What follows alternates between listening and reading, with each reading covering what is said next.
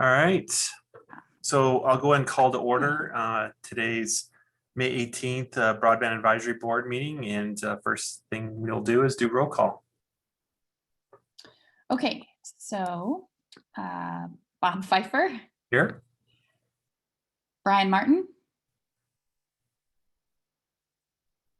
I saw him join. Maybe you're on mute, Brian. Sorry, I got a new computer yesterday as a loaner and having struggles with it. I apologize. I'm here and present. Okay. Greg Winkler. Present. Jeff Kraft. Present. Antonio Martinez. Present. Jordan Beasley. He did ping me earlier today saying that he might be late and might join later. Delilah Collins. Just in the nick of time, I'm present. Hi, Delilah. Sorry about the confusion. Thank you for joining. Carrie Piecoach or Stephanie Bennett. Okay. Catherine Keegan. Here.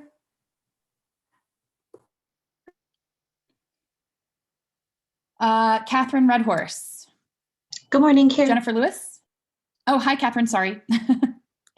Andy Frohard. Yes, here. Thanks.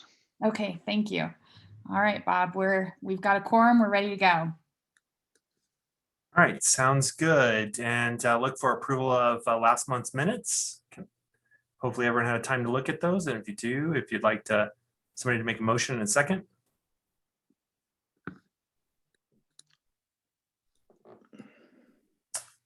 Looking for a motion for approval for last month's minutes. So moved. This is Jeff. Hi, Jeff. Do I have a second? Second, this is Antonio. Thank you, Antonio. All in favor, say aye. Aye. Aye. Aye. Opposed? All right, that passes. So Sarah, you want to talk about the survey? Yeah, thank you. Okay, so as we're reaching 6 months for this board, and in an effort to continue to serve the public, we have put together at the CBO, we've put together a Broadband Advisory Board survey that will be on our website after this meeting. We're waiting to post it until after the meeting, but I will show you what the survey looks like. And it's really asking for your feedback about timing and structure, the topics that we cover, our composition and representation of the board, opportunities to provide comment, and quality and quantity of communication before and after our meetings. This is anonymous, so please feel free to be honest. And it will be up for the space of a month. We'll close it down before our next meeting so that we can talk about some of the information that we gather. So we appreciate you taking the time, everyone, going out and filling out this survey. It should only take you 3 minutes at the most. Thank you, Sarah. Okay. Any comments from the board on that? Just any clarification? Pretty simple. Okay, just want to make sure. All right, next up, we have 20 minutes set aside for public comment. I think I saw Craig jumped in, if I saw in the chat correctly, who was interested in some public comment. So Craig, you want to go ahead, unmute yourself?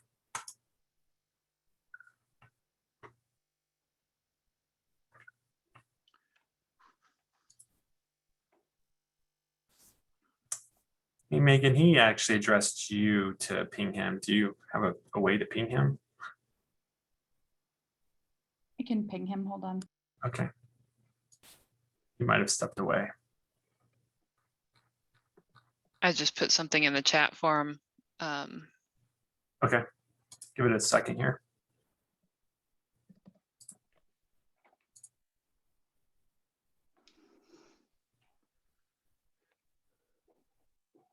Hello, this is Craig. Hey, Craig, you're up. Excellent.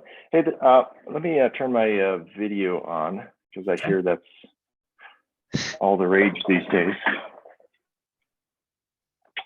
So Craig Schweckel, I live up in Frederick, and my wife runs a gigabit fiber ISP, and I do broadband strategy consulting across the globe. So you know, broadband is a topic that's near and dear to my heart. I call it a labor of love, but something I've paid attention to, you know, throughout the years.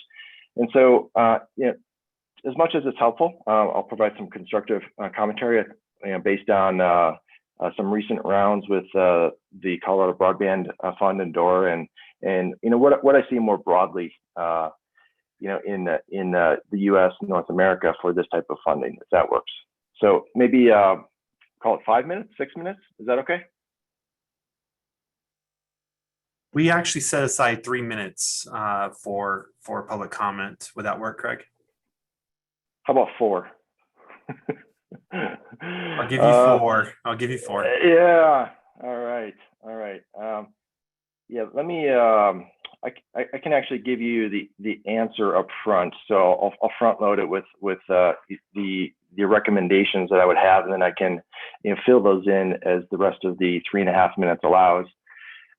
So the takeaway is I would propose that we fund to what the FCC would call a below baseline, 100 down, 20 up, but we screen to 25-3. That's fine for the funding, but it's about building for the future proof and building that 80-80 kind of a service, and it doesn't have to be fiber.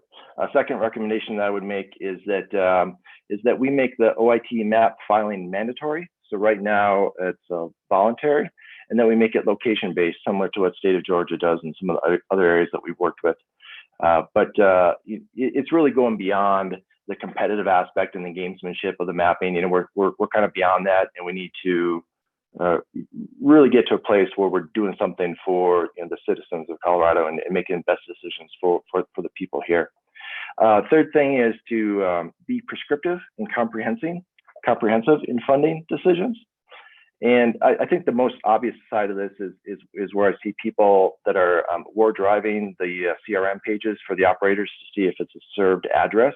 And that's probably the most comprehensive way we're doing it. But there's this OIT map versus FCC map, 477 map, and there's this give and take and this kind of obfuscation that's kind of messing with some of the funding decisions here in Colorado.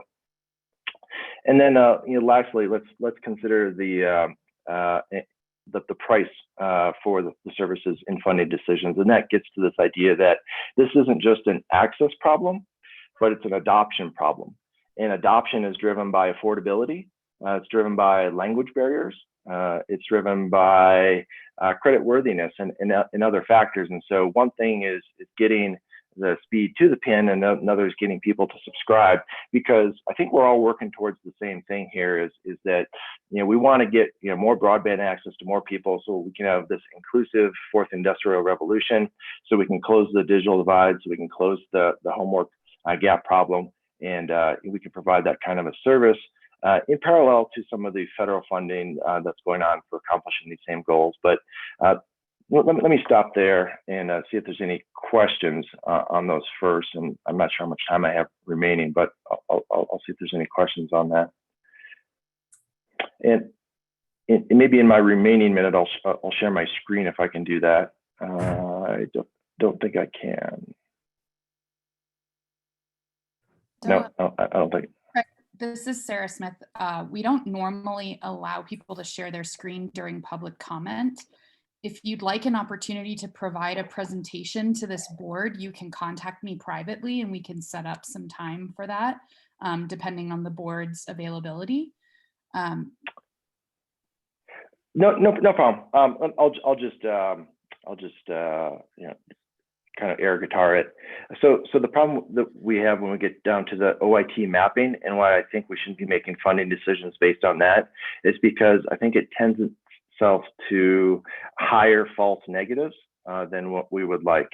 And what that means is that the OIT map says that it doesn't have service, but it really does. And what that leads to is waste of taxpayer funding. And then the other problem I think the OIT map has right now compared to the FCC map, and they both have their problems, is that what we call false positives, meaning the OIT map says that it does, but it really doesn't. And at that point, we're kind of letting down the people who live there because it's more of a disservice to them. And a lot of that is hidden in the gamesmanship of service area claiming and how the OIT map is drawing the polygons. But there's some very practical things that we could do to remedy that, to lower those and get closer to funding what we would call the true negatives, meaning we say it doesn't have it and it actually doesn't. And those are the people we're trying to really get after. Let me just stop there. Yeah, Craig, we're over the 4 minutes now. And what you can do, if you like, you can document a written public comment as well. If you have a presentation and you want us to see that and kind of give your thoughts even in writing, you can get those over to Sarah and the team, and we can get those included as well. And then, like Sarah said earlier, we can find an opportunity if it fits within our schedules to get you maybe more depth conversation around that after we see what you would like to discuss in more depth. Yeah, no, that's great. And, there's a big, beautiful world out there of best practices. And I think, the quicker we get there, the quicker we can, solve this problem. But thanks for the time. No, thank you. And Bob, if I can just say a few words to Craig. So Craig, we're very transparent in CBO, and we're very transparent about our mapping and our data collection process. So feel free to reach out to myself, Megan or Sarah, or any of us here on the board so that we can help to assist you. But we actually do work really hard to get the most accurate data possible for those decisions. I agree, and there's a tremendous amount of work, and I've gone through the process and seen the data collection and seen the different filings, and yeah, I think it's great with what you have. The fundamental problem is the part about it being voluntary, and the part about being an honor system, and then the part about being polygon versus location based, which is some of the other municipalities and jurisdictions do. Hey, Craig, this is Sarah Smith again. Sorry, Bob, to interrupt. Just really quickly, Craig, if you would provide your contact details. If you just want to put that in the chat. Our legislative.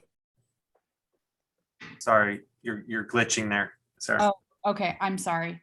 I'll put it in the chat. But Craig, if you can give us your contact details, that would be greatly appreciated. Okay. Yeah, I just dropped it in there, and feel free to reach out. But thank you.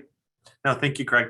Anyone else have any public comment or have any questions? If you want to raise your hand or unmute yourself.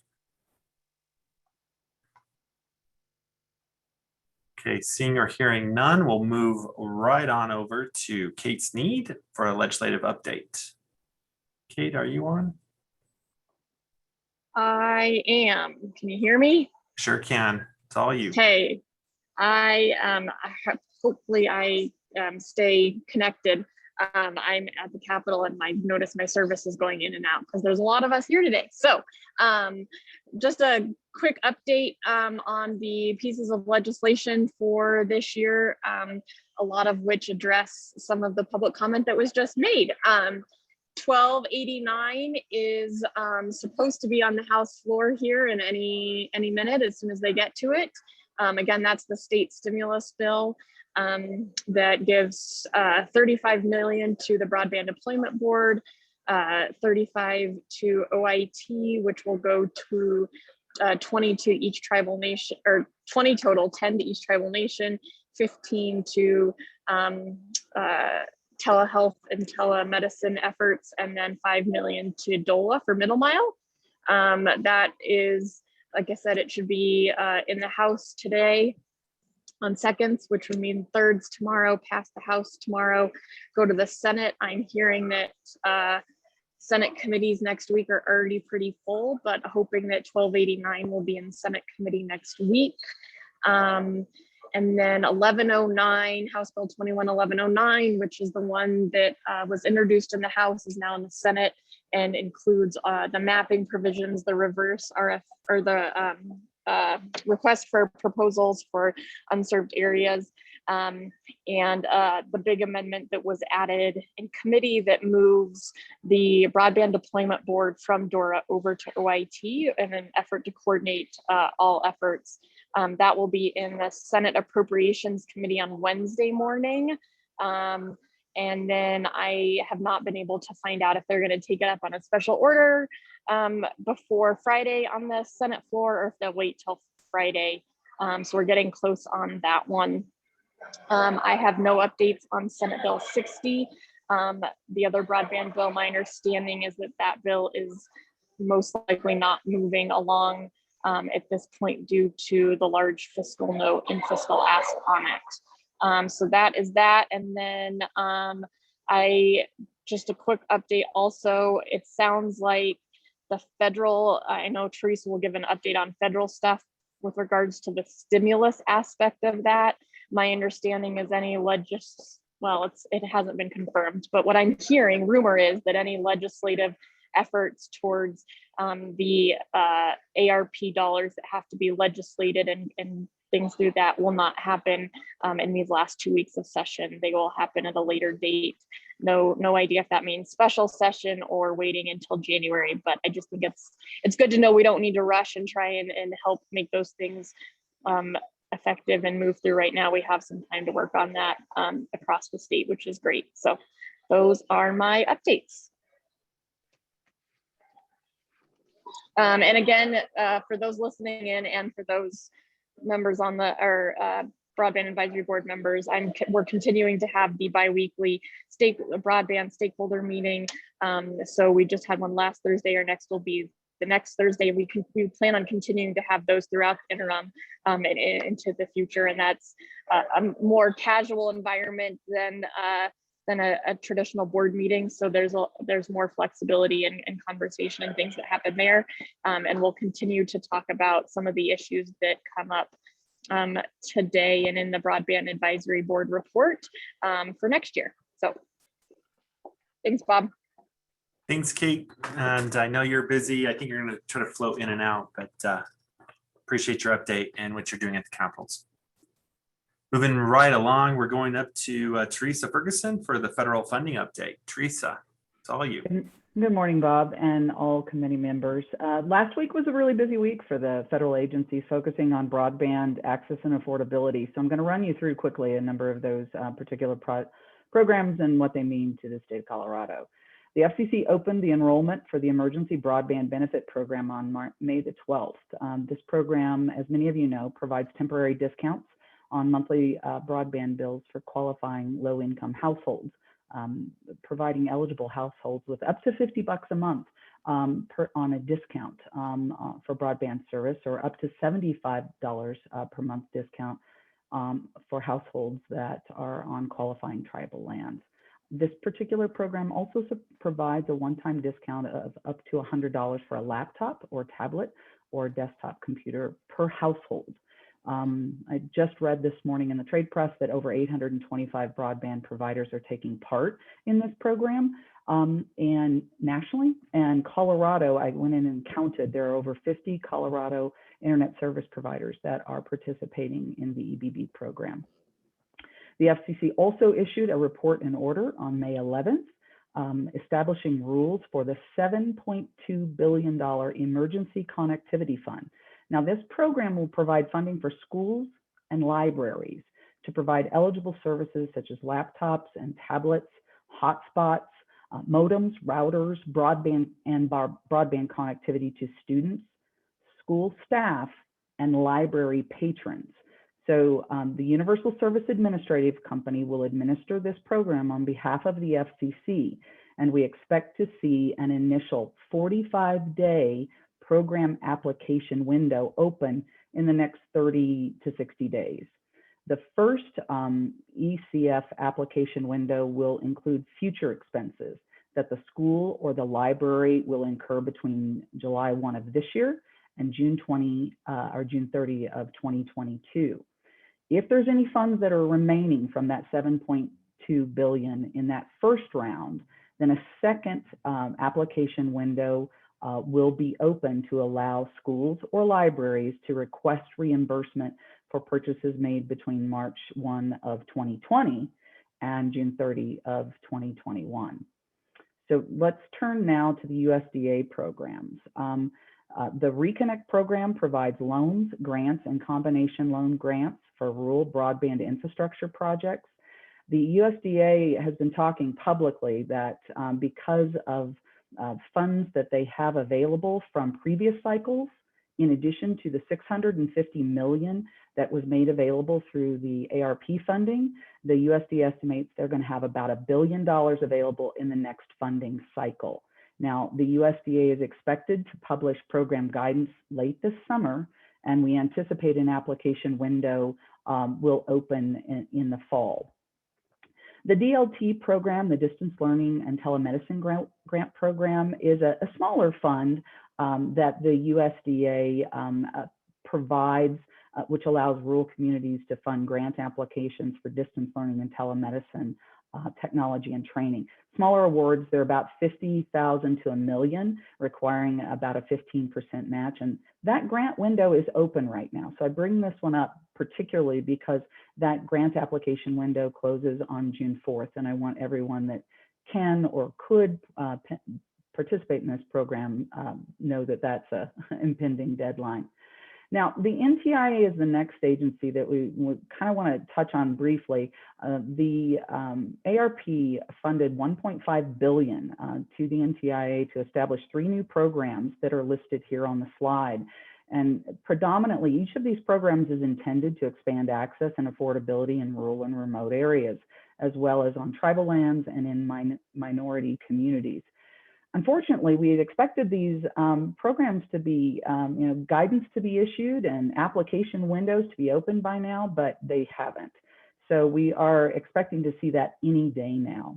And so keep your eyes open for that and look for any news bulletins from the Colorado Broadband office on that. Now, to kind of touch on what Kate mentioned earlier, the U.S. Treasury last Tuesday, in fact, released interim final rules, and I emphasize that those are interim, they are not final rules for state and local fiscal recovery funds. This is providing guidance on how the $350 billion of ARP funding can be used.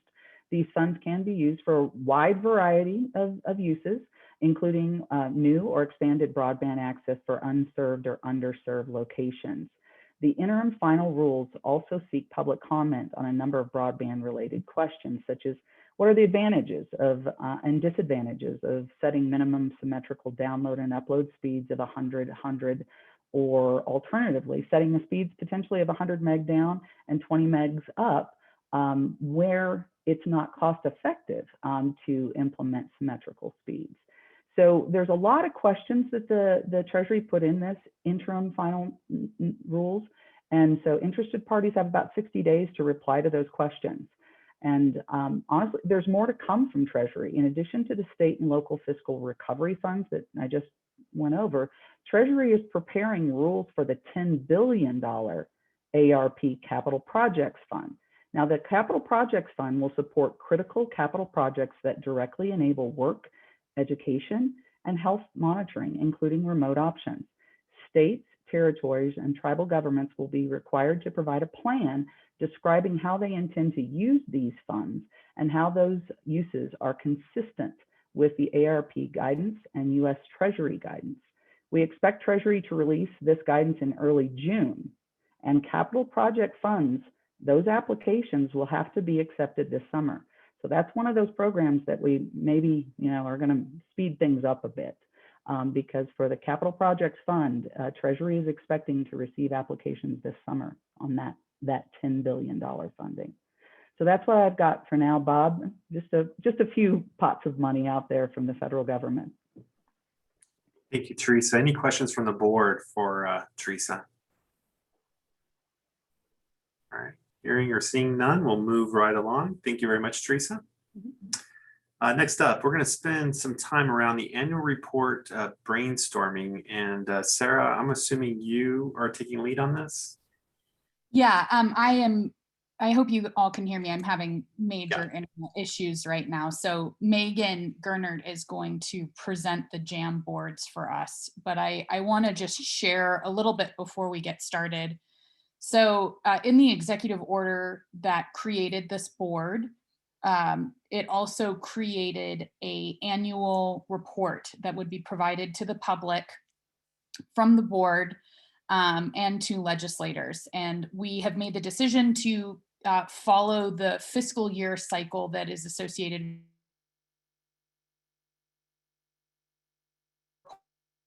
for the Broadband Advisory Board will be made available by the end of June, early July.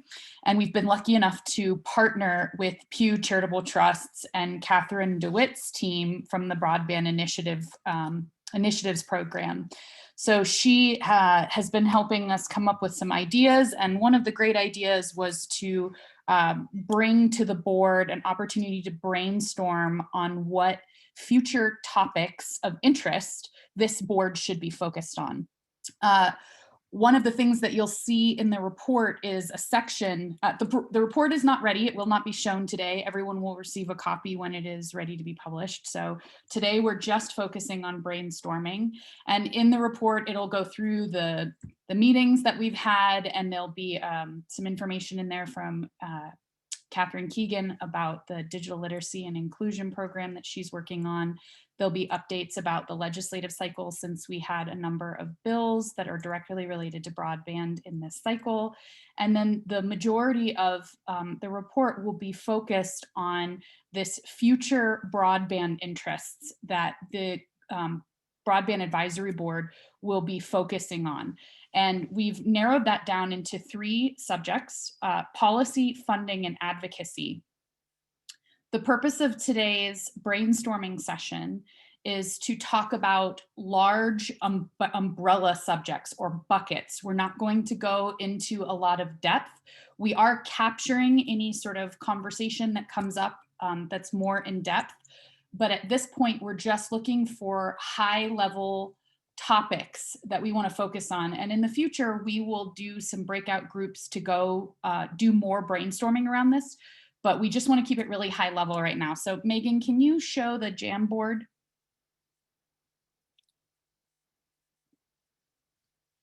So this board, we have 3 boards, as I've said, and the questions that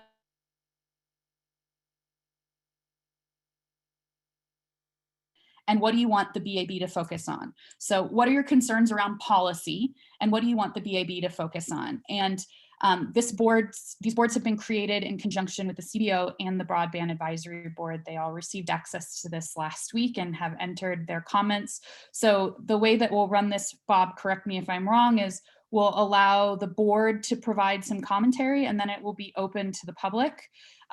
We are only going to be spending about I would say about 25 to 30 minutes on each board. There are 3 boards, so I will be keeping track of time and moving us along as that comes up. Does that work, Bob?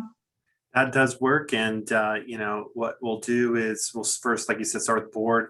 When we get to the public, I would appreciate it if we can at least raise our hand so I can have some order in which to call upon. And if you can't remember I think it's one of your buttons down below on your reactions, I think you can click on your hand and raise it. So when we get to that point, that's how we'll handle the public side.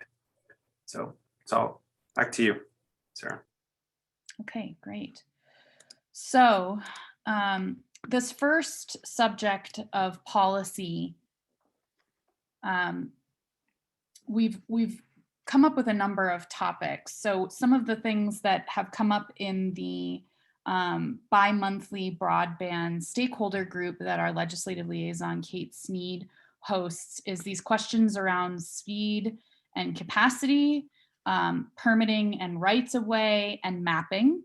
So we've added those. We also have access, affordability, and adoption. And I've sort of bucketed these a little bit into similar topics: digital inclusion and equity, and also consumer adoption office, affordability and adoptability. Those are connected to a certain extent, and future technologies like middle mile and last mile, those are also sort of connected. So what we're looking for are other large topics that we may not have captured already. And specifically on this one, specifically around policy, but you'll see as we go on that there are some similar topics in funding, and there's some similar topics in advocacy. So board, any large bucketed items in policy that you think need to be included?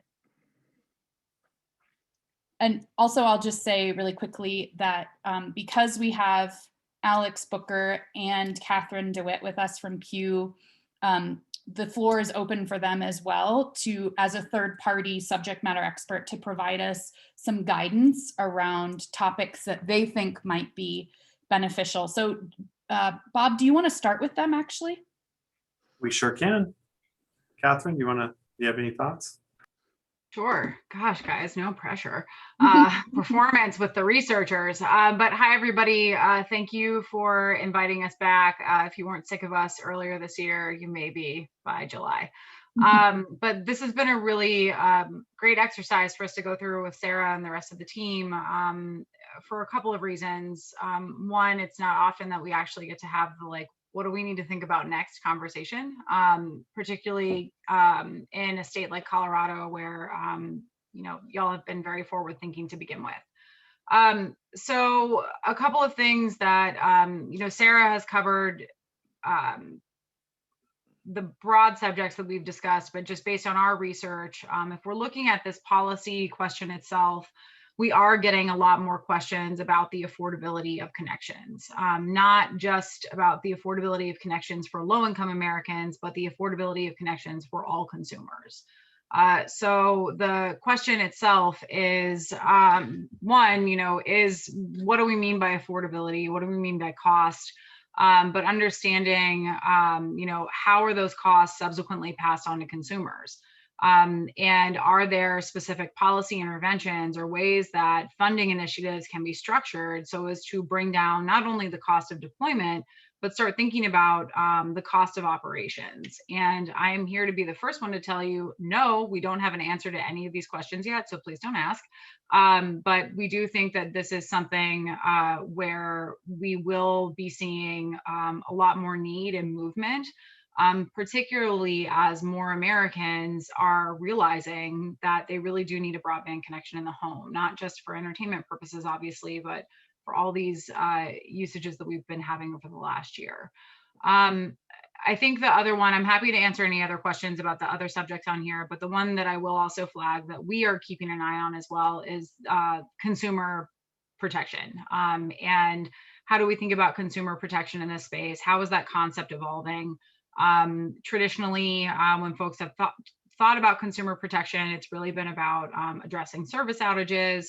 California has taken some steps on that, but that consumer protection concept really also plays into things like the quality of connections, the cost of those connections, ensuring that companies are not using predatory or misleading behaviors in order to mislead customers. And so it's just developing a better understanding of kind of like where is the business at this point, and also understanding the role of federal, state, and local authority in promoting consumer pro-consumer policies. Sarah, did that cover it? Yeah, thank you so much. Alex, did you have anything in particular that you wanted to add? Or maybe, is he on? Yeah, he's here. Yeah, he's here. Hi, Sarah. Thank you. Right. Hi, I'm Alex Booker at Q. I think the one thing I would add in the policy section, and Sarah, let me know if I'm skipping a section or not, but under future technology is making sure there's a policy in place to evaluate future technology needs of the state. We see this a lot with particularly the speed definition of broadband, where you'll have gaps of 10 or so years when you upgrade that definition. But within those 10 years, you have new technology, streaming video, telehealth, video communication. And we see this today, with this broadband advisory board meeting, imagining that, the definition of broadband is 25 megabits down, 3 megabits up may not be practical if you're having 30 or so people on a call. So I think that's a really important policy to consider, is even if you're not laying down the new technology, are you having some sort of accountability and regular evaluation of what you need so you're prepared to do it when the time comes. Great. Okay, thank you. Also, I lied. Hold on, I'm not done. Just building on Alex's point too, we also think about this. Alex, I think, is absolutely right in figuring out and thinking through, assessing what are the needs now, what will the needs be 5 years from now, 10 years from now, and thinking about how that ties to the state's goals and economic development and opportunity, related social outcomes, wherever the state wants to go and where broadband connectivity and usage fits into that. But the flip side of that too is thinking about how public funds are being used and how to make sure that investments that are being made are not only meeting the short-term need but the long-term need, and that the taxpayer is getting and the government is getting the best ROI from that investment. And I think one thing that, candidly, that we look at pretty often and that we sort of struggle with as researchers is looking at the investments that have been made to date, federal dollars in particular, and we're still trying to solve this problem. So in thinking about that evaluation question, it's about what the state needs, which Alex is absolutely right, but in making sure that that money really is being spent effectively. So. Okay, great, thanks. Yeah, we do have a board where we're talking about funding, and I think that it's such an incredibly large topic, but policy and funding are so tied together. It's hard to separate them. Bob, do you want to open it up to the board now and then to the public? Yeah, absolutely. Let's see if there's any questions or comments or thoughts from the board. So Bob, I'll start. It's Antonio. So I don't think we have enough time, but honestly, I'd like to actually go through each one of these and have a comment, probably from the public, but also from board members, just because these are all such important issues. So thank you, Pew, for hitting on so many of them. But if we were to say access, I mean, what's the first comment I would get from a board member and or from someone in the public? Because I'm kind of interested in what people think access means in Colorado. Does anyone want to comment on that? Well, to me, access means the ability to actually get internet is the way I would define that. If you ask me, there are still parts of the state that don't have any access to internet at all. And maybe their phone, but maybe at best case, but. And for me, for education, access not only means the ability to actually have access to it, it also means affordability, because there could be connectivity available, but they can't afford it, so therefore there's no access. So physical and income wise, right? Correct. So you could probably combine that if you want in there, Megan. Anyone else like to comment on that? Let's see, Carrie popped up. I don't know if she wants to say something. Yeah, I just want to echo and underscore and highlight the comment from the gentleman, I believe Alex, earlier about the up and down speeds being sufficient. 25 is definitely 1982 speeds, and this is 2021, and we're continually evolving and looking at from an emergency perspective on the healthcare side, ensuring that there's adequate broadband coverage as well as cellular coverage. I think that going to those areas and doing the speed tests, I was in right outside of Rifle this last weekend, and I couldn't even do the speed test to show that it wasn't working. And I looked on my phone and I had cellular bars, but couldn't connect for some reason. And so I think that there is not just the broadband speed, but accuracy in the cellular coverage and the ability to be able to tap into those networks for emergency purposes, as well as just day-to-day economy and healthcare would be my recommendation. Hey, Bob, sorry to interrupt. This is Sarah again. Just to clarify, everyone. So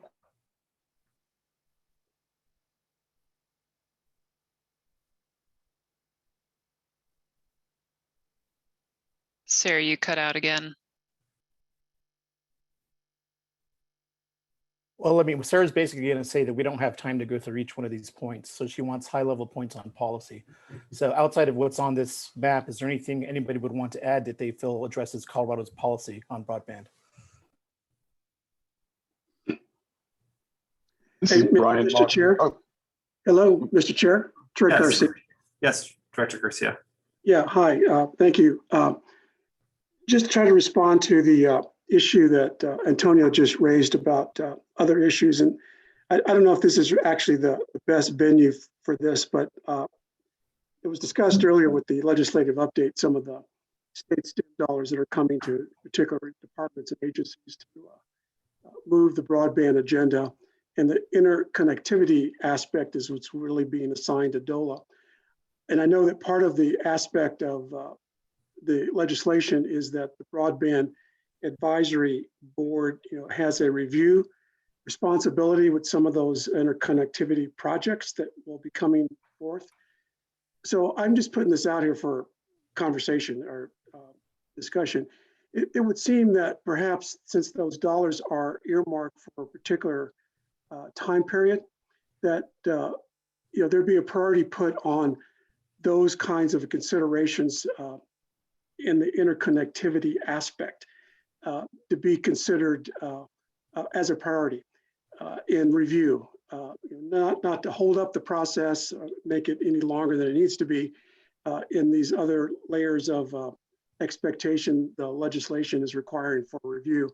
I'm just putting this out there as something that I think would make sense to help us streamline, get the best use of the dollars, the most effective use of the dollars, these projects that are going to come forward for us in the interconnectivity arena.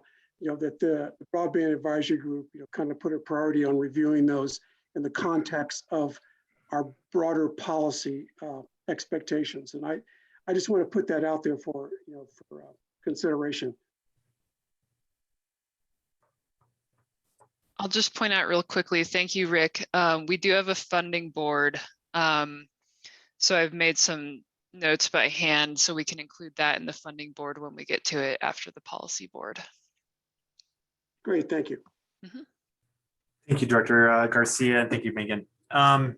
Any other comments on this particular board that you'd like to just notate? This is Brian Martin. I have 2 quick comments, if that's okay. Yeah, sure, Brian.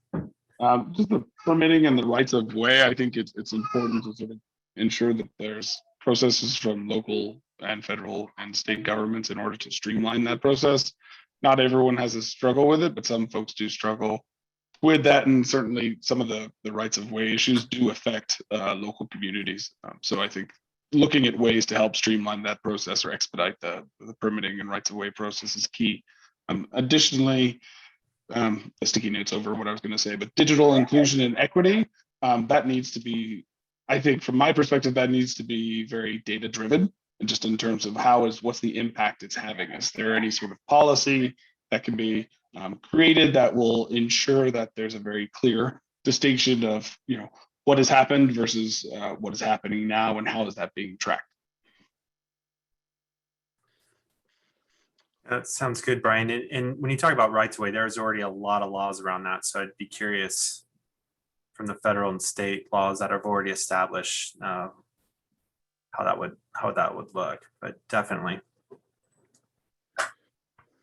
And I have just one final kind of big bucket item to add: a digital inclusion and equity. One is communication education, so that we get the word out about programs and items to consumers. And then second would be devices and affordability of those devices, cell phones, laptops. You can't get on the internet if you don't have one. There's about 100,000 Coloradans that lack access to any devices. So Carrie, this is Sarah. Are you saying that we need to write policy about making devices available, or is that a funding conversation? It's yes, and I think it could be both. Okay, thank you. And my sincere apologies for my internet issues. Thank you for everyone for being flexible with me, and thanks to Megan for stepping in and Bob for stepping in. Appreciate it. The only other thing I would, I don't know where in the policy, but probably around future technology, I'd like to make a comment around is, it gets confusing on the delivery of broadband. There are several different ways to deliver broadband, and we need to be kind of thinking more broadly around it than so specific around, oh, you have to have fiber to deliver broadband. And that's not necessarily true. With technology advancements around, cellular, microwave, unlicensed point-to-point systems that go up to 100 kilometers. There's so many other ways, and we need to, I would suggest around future technologies that we invest in innovative ways to deliver broadband services in the most efficient, cost-effective way to do so. I mean, where I think of that is when you have the technologies that the FCC has, like frequencies that the FCC has freed up that are unlicensed and you're able to leverage to deliver, there are some really creative and innovative ways to do that. And we need to embrace those ways because there's faster penetration and faster delivery of service. Director Martinez. Yes, Chairman. So I want to make sure that we get a point in really quick. Megan's driving right now, but on the mapping area. So one thing that we work very hard on with our WIGs is to make sure we have data accuracy. So if we can just put data accuracy under there, Megan, because Craig actually brought that comment to the beginning of the meeting. Yeah, and you know, around mapping, just a side note here, most DOTs, if you use the DOTs right away, you're required to provide maps of your fiber. We are one of the only DOTs that don't require that.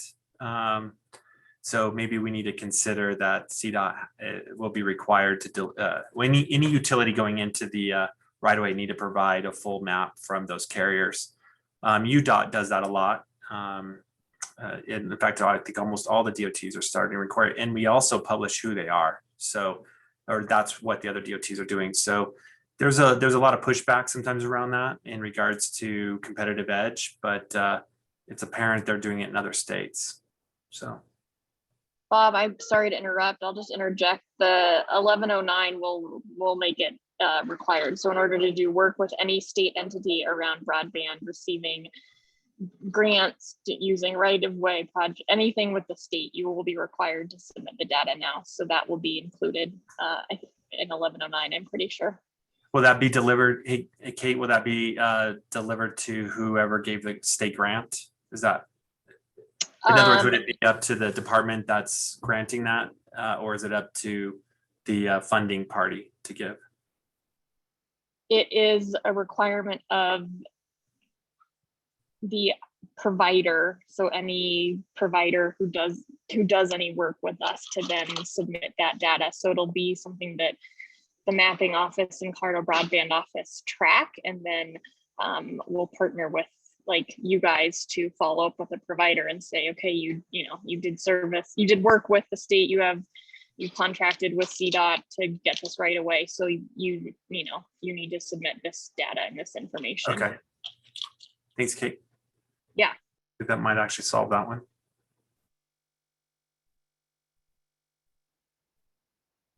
All right, any other comments from the board on this one? Some good conversation. Lots of stickies, nice and pretty.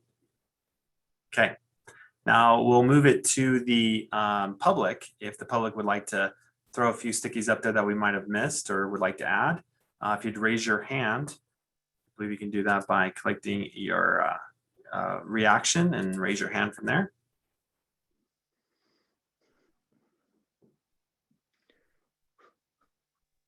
Okay, not seeing any. Give it another second here just to make sure. All right, so glance through here one more time. I'll ask everyone to glance through here to see if there's anything you'd like to add or clarify, or if not, we will move on to the next Jamboard. And I know the text is very small on your screen, so if you need me to click on something to zoom in, just let me know. Okay, let's move on to the next one. Thank you, everybody, on the policy one. All right, moving on to funding. So is Sarah around? Yes, I'm here. Can you hear me? Talk about reliable internet. I'm pretty sure it's actually my computer because my husband is on the network and not having any problems at all. So it's just me. Okay. So, okay. Oh, Craig, it looks like he wanted to add. Craig, did you want to add something on the policy side? Yeah, just this idea of dig once and how we can make that pervasive. And so the idea is that when the ground is open, you have a chance to throw pathways in, so pipe or whatnot. You know, Brian knows this game well.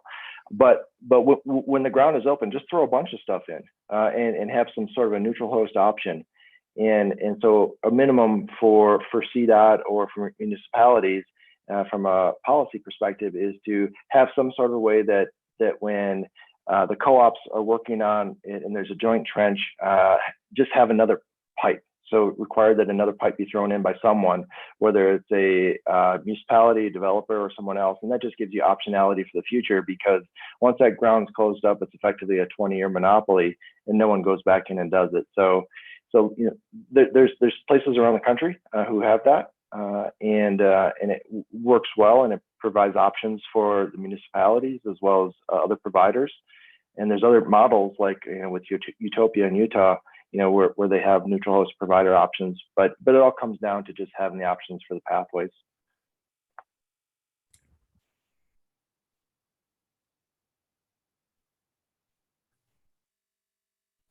Okay. All thanks. right.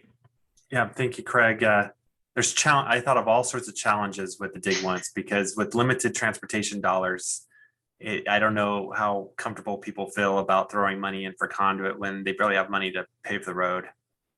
Just a comment more than anything, that it becomes a very multi-dimensional topic. So, Eric. It looks. Yeah, since you went back to the policy Jamboard, I wasn't finding my raised hand quickly enough and going off of it.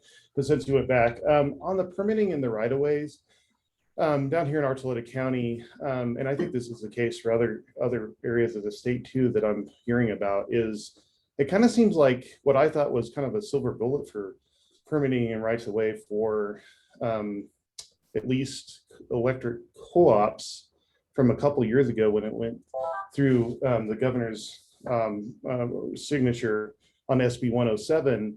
I'm not really hearing that anybody's able to actually use that, or maybe it's not written in such a way that the co-ops want to use it or are willing to now a couple of years on.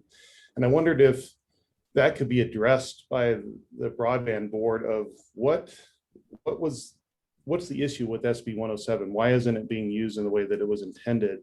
Because now we're going back to actually doing the old form of right-of-way perfection on the aerial fiber links, when that was what that was supposed to address and make it not necessary. So that was the one comment that I would make on that, or if there's some amendments that could be made to the existing law to make it more, I guess, appealing to the co-ops to actually enact. Yeah, Eric, thank you for that one. That's actually a really good one to bring up, because I work with a lot of the power companies as well, and in my day job, and there's inconsistencies of how they're doing that, so it's caused some confusion. I think it's a good one. All right, anyone else? Since we went back, we're taking second bites at this apple. Teresa, did you have something? Oh, Bob, I was just letting you know that I put in the Senate Bill 19-107 for everyone's reference. And if I may, I would add a little commentary. We're getting a lot of questions from rural electric co-ops on who's had success in this. I think some of it stems to the fact that these haven't been litigated. This is really, it hasn't been tried or exercised, or there's not a lot of court case law on holding up the electric utilities exercise of these benefits extended to it through 107. So I think it's just a lot of unknown territory that we're seeing. Yeah, and some are pushing it and some are staying very conservative about it. So, all right, anything else around policy? Sarah, are you back here? I was just saying that we actually need to move on. We're way over time for policy, so we need to get on with funding. And just a reminder, everyone, we are talking about large bucket items. We're not going into depth around these topics today. So if you have questions about the topics, you are welcome to fill out our survey and ask questions about what we've put on here, but we're asking, are these the right topics? Do we need other ones? And if so, what are those other topics? So please try to keep our commentary to a minimum. Thank you. Thanks, Sarah. So it looks like we've moved on to funding. So you want to kick us off there, Sarah? Yeah, absolutely. So we already in the state have a couple of funding options for broadband. There's the Broadband Deployment Board and there's the DOLA Middle Mile Project. And if the state stimulus bill 1289 is approved, we will have some funding that will come to OIT as well for the tribes and for OE so these are just a number of large topics. We've got federal funding up there, which includes some of the, the consistent programs that Teresa thankfully keeps us updated on that are the regular programs with funding, but we also have COVID relief funding and the American Jobs Act, or ARP.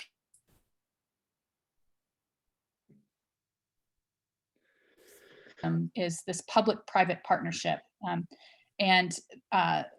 So what we're looking for on this board is additional funding ideas that you would like the Broadband Advisory Board to focus on.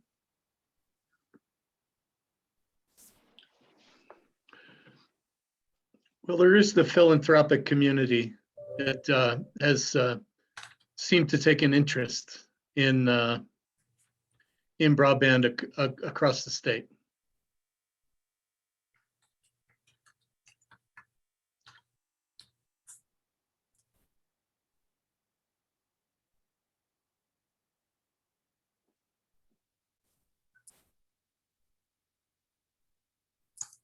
Anyone else have any comments?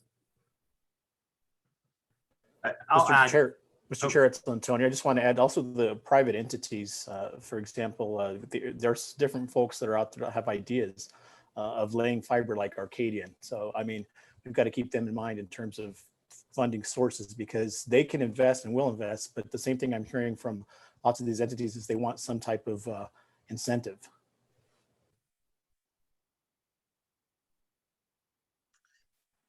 And Mr. Chair, to add to that, back to the philanthropic entities, what I'm hearing from them is capacity building in communities so that communities have funding, resources to even know how to access funding, where to make that economic investment, how to call Bob, and all of those great things. So I think capacity is one item that I would just highlight in terms of opportunities for broadband investments.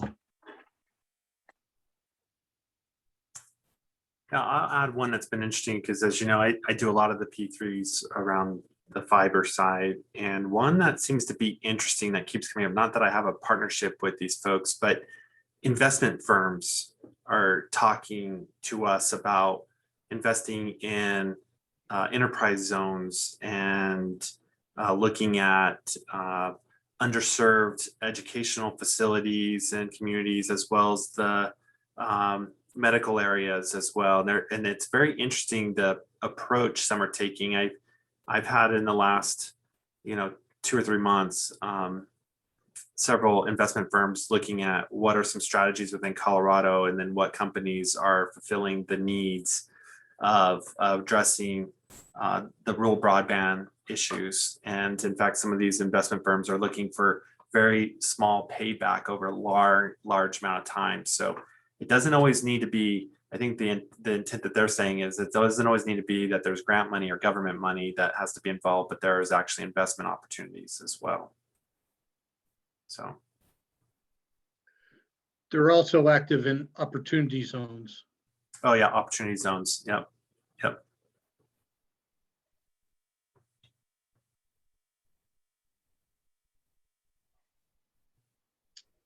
It would be interesting on how to connect that, because I don't know our role in government. Maybe I'm just the idiot around it, but what's our role when you have an investing firm? We're not one to say pick winners and losers, in the whole, investment, but somehow we may want to figure out how do we connect investors with the private sector or the deliverer of the service. How do we engage, or what is our role in engaging in that conversation?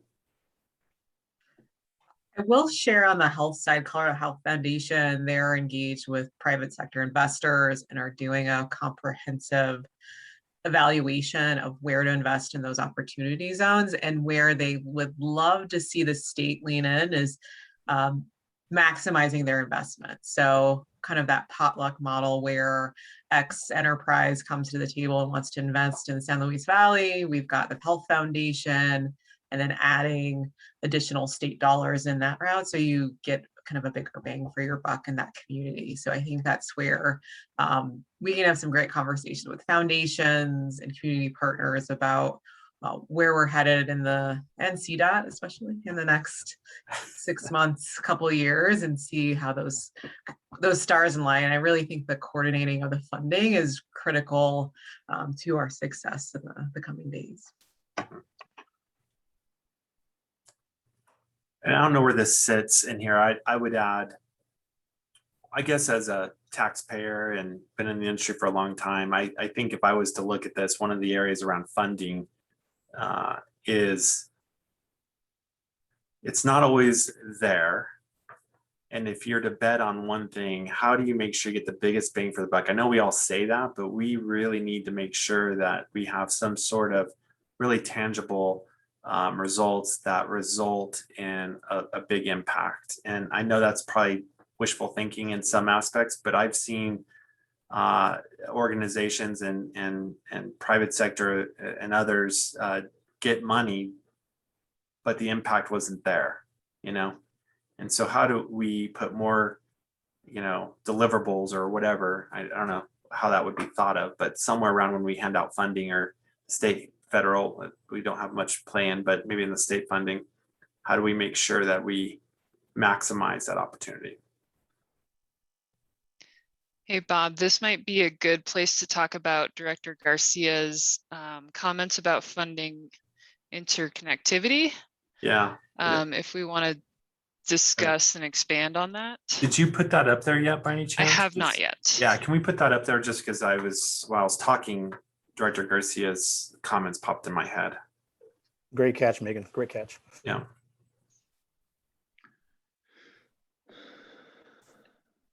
I think that goes across all of them, so I'll put it in the bottom.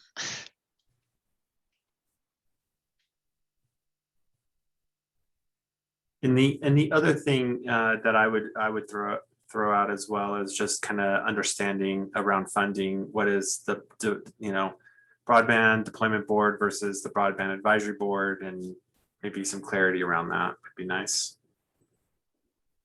You don't want to have duplicate efforts. So when talking about putting out funds.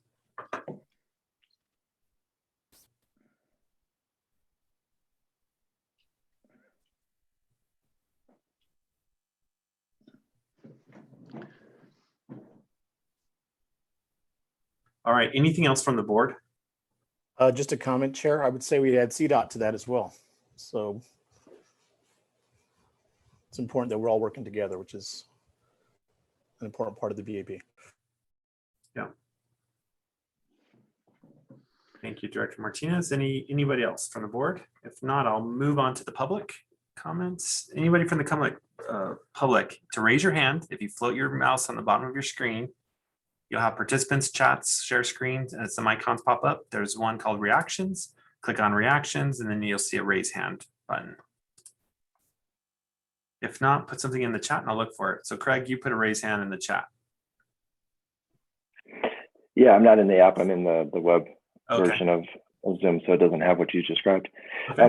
One we can add under federal funding is what the DoD is doing for 5G and EMBB, so mobile broadband. So there's a terrific amount of funding that's going out. Colorado has 20 or so military bases and about ranks 11th in the country for a number of military personnel. And this funding is for DoD operations, and so it's the base and operations in the broader area. So think of a greater Fort Carson area, and broadband funding for that whole area. And there's a lot of Colorado companies who can get involved with that kind of managed service delivery, as well as the overall plan. Okay, thank you. Director Martinez. Just a quick comment, Mr. Chair. So actually, I just went on the base at Buckley and they just turned up their 5G, and I have a 5G compatible phone, and it's night and day, the two differences between the two services. So I totally agree with Craig's comment. Okay, thank you, Director Martinez. Anyone else? All right, Amy, I see you raised your hand. I just put some things in the chat, so I thought I would just speak up quick. As Carrie said, the philanthropic community, a lot of our conversations have been around the lack of funding for capacity building in communities to actually carry out this work. So especially for those areas like San Luis Valley and others that are operating maybe under more limited resources from the public sector to be able to do this. So I would just echo that.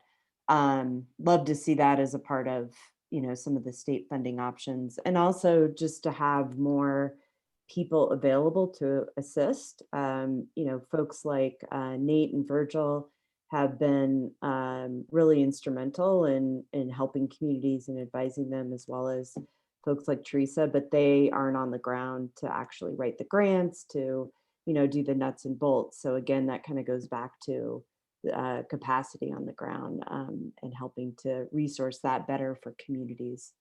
The other thing I put in here is, I think what's been brought up before is these smaller and rural ISPs not being able to participate in like the EBB program.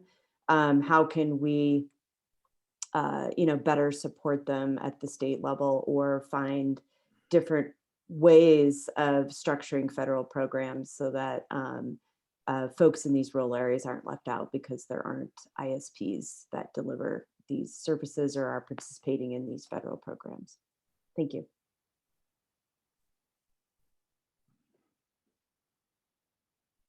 All right, thank you, Amy. Anyone else? All right, seeing none. Last call from the board. If not, we'll move on. All right, let's move on to the next one.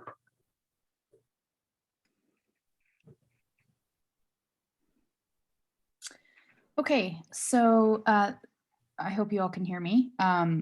This next board is about advocacy, and advocacy is really part of the really important piece that the BAB does and the CBO does in conjunction together. So we've added a couple of high level topics here. One of the things that I particularly want to hear comment on is stakeholder groups that need to be included in this conversation around broadband, and not specifically about representation of the board, but groups of individuals or stakeholders that need to be included in this conversation and the conversation of broadband across the state. One of the other topics we have is about research. So it's been brought up a number of times today, the necessity for data-driven decision-making. And so one of the ideas that I've added here is research that maybe we need to focus on, that could include digital equity and inclusion. It could include access and affordability. It could include adoption issues. It could include, that's kind of the full extent of what I've thought of. So that's why we're bringing it to you guys, is to get some additional ideas. So really looking for large buckets of areas in which we could expand advocacy. One that comes to mind right now is communication, something that we've worked really hard on as a group, but how do we get communication out to the correct stakeholders about federal funding or about policy changes? How do we involve those groups in the decision making? So that's just to kick you guys off. Bob, I'll hand it back over to you for the board. All right, any questions from the board? Or any ideas, thoughts? It's probably reasonable, based on what Sarah just said, that in every one of these categories, there needs to be a research component. when we looked at the first one, there was future technologies. That's definitely something that needs to be dealt with. Their research is almost endemic to each one of these boards, and rather daunting to the width and breadth that it would need to be done in order to be useful in all categories. So just something that we ought to recognize as being something a bit more challenging. Any other comments from anyone else? All right, Director Martinez. Yes, Mr. Chairman, just a quick comment. So I think it's very important that we define digital equity and inclusion as different from equity, diversity, and inclusion, the states and national movement, because I think what we're finding with digital equity nationwide, and especially in rural parts versus metropolitan parts, is that there is a major additional divide outside of the normal digital divide that has to be looked at. So I think we have to have a set definition, and I think that all of us in broadband nationally are still working on trying to set that definition of what it is.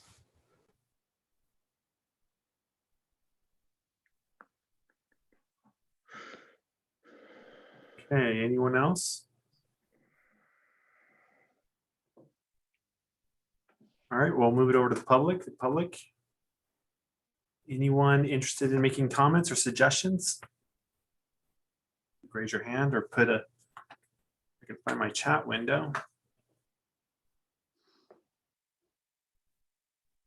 Amy, is this something you want to bring up?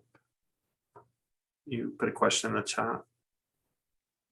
Oh, I know that internet or broadband's not regulated in Colorado or otherwise, and I see that as somewhat related to this idea of consumer protection, but also separate. Amy, would that also fit on policy? You know, that would be a policy change to regulate broadband services in the state? Yes, absolutely. Okay. Policy and advocacy seem very related to me. Yeah, I think all three of them are very closely related. And I think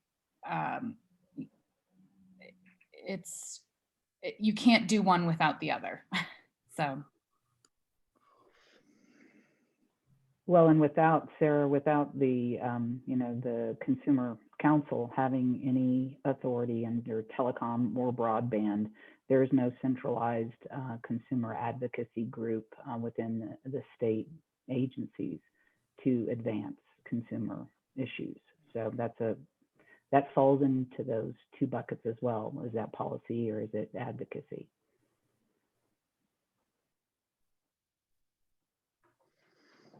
That would be, I'd assume, Teresa and team, that would be also something around the PUC being involved with the discussion around regulation, right? Yeah. Craig, you had a question or a comment? Yeah. Under communication, add funding for omni-channel marketing to end users. Awareness is often a big problem.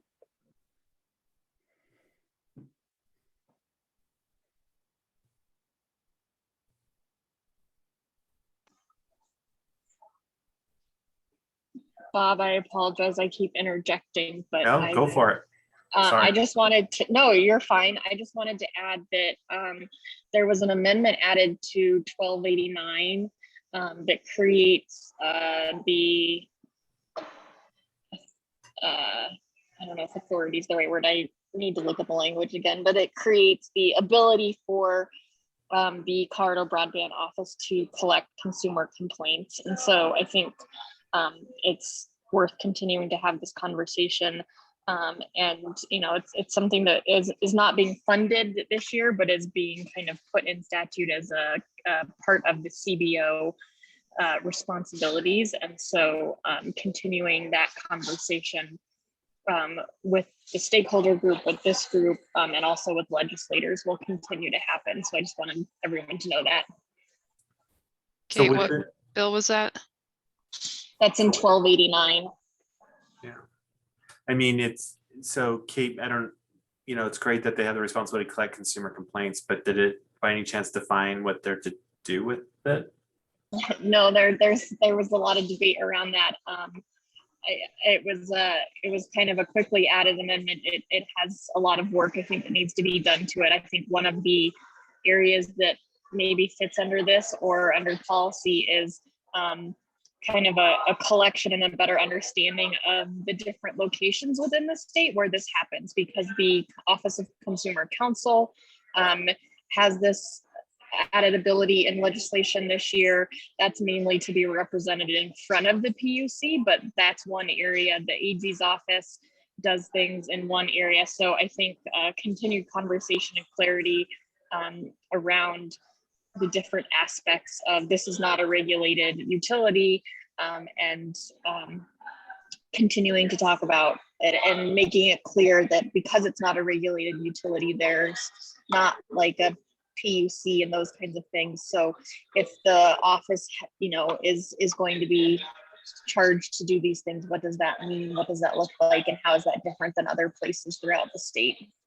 So could we possibly use that if the CBO was collecting and we had the ability to issue funding, can we use that as a criteria in which funding would be approved on any grant requests? I mean, I think there's a lot of flexibility in what's out there right now, and I think there's lots of conversation that should happen. Again, it was kind of thrown on it, kind of quite honestly, and this isn't shocking to anyone. I advocated that this was a bigger conversation, and we should have this conversation over the interim, and then if they wanted to run legislation next year, we could do that. But it did get added this year, so I think there will, no matter what, be conversation on this. But just to throw that out there, yeah. Okay. Any other comments or questions? Okay, seeing none, I think, Sarah, I'll hand it back to you if you want to wrap this up or have any other comments. Yeah, I just wanted to hand this back over to Alex Booker if he had any additional commentary on either the funding or the advocacy, just from a nonpartisan third-party subject matter expert commentary. If Alex, if you had anything, if not, no worries.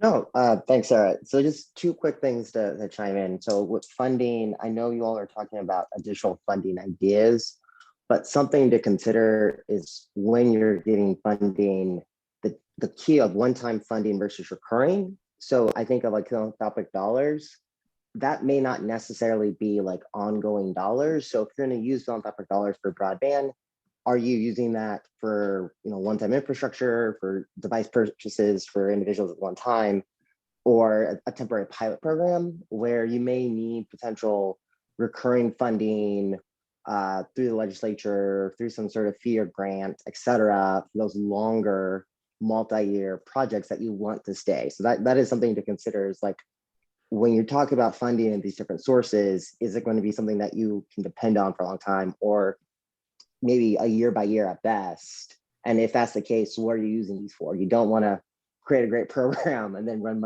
out of money for it. And then the second, with advocacy for the stakeholder groups to include, I saw special districts.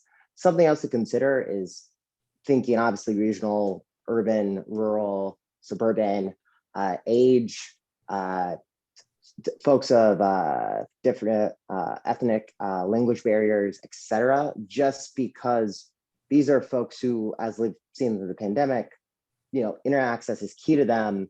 But if for whatever reason they are not getting communications or they are just kind of disconnected, how do you have intentional outreach to those groups to make sure they know about the things that are being built or the services that are being created to serve them? And that may be actually having, staff folks throughout Colorado state government who are like, I'm going to go target, our immigrant population and let them know how, broadband access, if they don't have it, can help with their children's educations or job employment, et cetera. So that is just something that is like, when you have those stakeholder groups, do you have a list and do you have a strategy to target those folks? But yeah, so those are the two things that I had in mind. But thank you for letting me have the opportunity to present to the board. And I know Catherine and I are super excited to help the state of Colorado kind of think through these questions and their larger broadband policy, especially for this annual report. Well, thank you very much, Alex. Did Catherine stay on, or did she have to drop? She had to drop off. Okay. Director Martinez, do you have another question or comment? Yes, Mr. Chair, if we could go back to the funding slide. We happen to have our state subject matter expert on federal funding, Teresa Ferguson, on board. And I know she withheld her comments to let everybody else speak, but Teresa, I'd like to hear your views on federal funding and also offer you to the public if they have any questions. Oh, thanks, Antonio. Add those to my to-do list. So with regard to the federal funding component of this, obviously, the way we're looking at, you have to look at this in two buckets, right?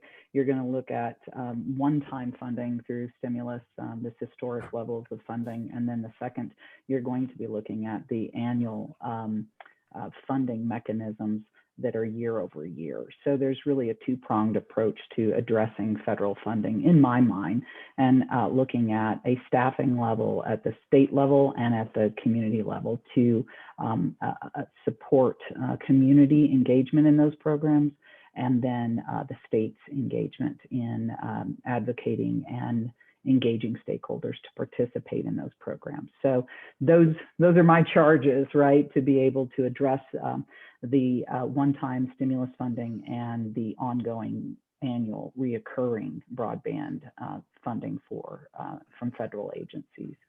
So I think that's the best I can offer for here, is how we approach supporting those federal funding pursuits. Okay, any questions for Teresa? Anybody from the public? Okay. All right. Great. Thank you, Teresa.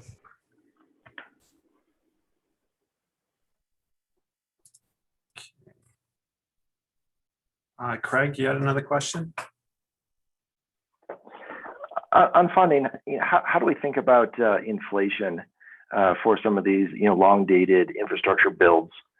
I mean, within the last few months, we saw OSB particle board go from $11 to $82 a sheet at Home Depot, and the same thing's happening to broadband, right? So as we think about, until supply chains equilibrate, how do we think about how far our funding dollars go, and if we make provisions for these kind of things in our own, funding approaches? So, Mr. Chair, I think I can take a bit of this one. So, yeah, nationally, all building materials, all building supplies are highly inflated in terms of price. And yes, we are seeing the same thing with broadband. The several broadband service providers I've met with are doing the same thing that some contractors are doing right now, which is they're trying to stockpile and buy earlier. And it's basically creating a bigger problem with the price. So for us as boards, as we start to get the federal funding, along with the state funding, we need to take into consideration the cost. And I think, Teresa, you had made a comment to me earlier about the actual costs, but the reality is that we will have to factor in that inflation. Hopefully it's a temporary construction materials cost inflator, but we have to factor that in. And we may have to delay some projects. Honestly, we may have projects that we won't start right away because the materials costs are too high. Teresa, did you want to chime in anything further? Yeah, we are looking at least 52-week lead times on getting some integral or essential materials at this point. So it's not just pricing, it is actually the supply chain. And we're also starting to see issues that have tentacles into the communities, in that companies are having a hard time securing either subcontractors to deploy these broadband projects, or they can't even hire employees because the employees, are being, that skill set is highly, needed right now all across the country. So there's a labor shortage and a material shortage that we're going to be facing in the next 2 to 5 years as these various programs begin deployment. There was one thing that I wanted to add while we're in this funding area. I also think, I'm not sure where it fits, but we really need to incorporate into our funding prioritization, the total cost of a project's for how we spend public dollars, whether it's state or federal. You can't just look at if a particular solution is the quickest and fastest solution when you're dealing with public dollars. There's a need to evaluate the long-term return on investment to the public for those dollars spent. So I think in our funding calculus, we should always merit or provide consideration for those projects that live the longest, that can provide the greatest access to those for the longest period of time. Okay. Any other questions or comments? And that, Teresa, that may include reskilling and upskilling training funding for broadband deployment. Like you said, there's a shortage, and at least 2 of the RDOF winners for the state of Colorado are relying upon training new people, Coloradans for that work, and to the degree that we can work with them and even provide those kind of vocational skills, I think helps the case.